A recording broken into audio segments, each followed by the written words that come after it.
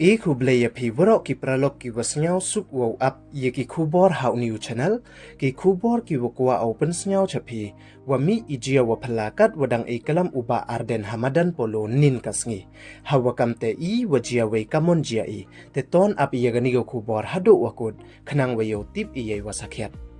te chwa wo sdang I chiki kubor ladam pwe mu de subscribe your new channel snya bhai subscribe we ngat how to bell wa em hai tu khanang wa yo pten cho cho phi yo yiki kubor wa thame te ton sdang I chiki kubor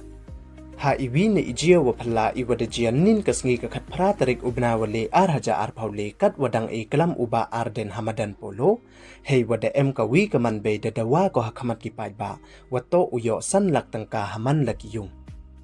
Hei yeto wa ini ijia da emla iwi I video I wada penpo lengba ki social media we ini I video da klan bah I viral kam waman katte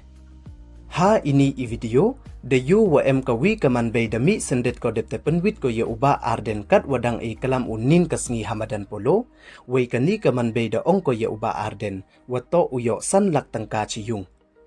hei wa ne liang uba arden da jubab uyaka de wa ong pan na ka BJP Wei da ong ule wakakong da bakla ko kat wadang mut ko wakito ki BJP,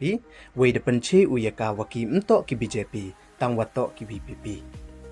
Wei ha ini I video, de yu le waki volunteer de yatan de yasneng, wei de yakalampan snyao tho ki yakani kaman bay. Hei yeto wa ini mpu em utip ne yi idaw kalam kati kaman bay kamte sendet-sendet, ye uman wadangia ko wo up ye kalam uba arden lane ye le uman wa em chitom ko nei bor perkhat perdany nei bha madei womto wa chitom kapli nei bor perkhat kamon une sarom ko wo pan poisa hakmat ki paj ba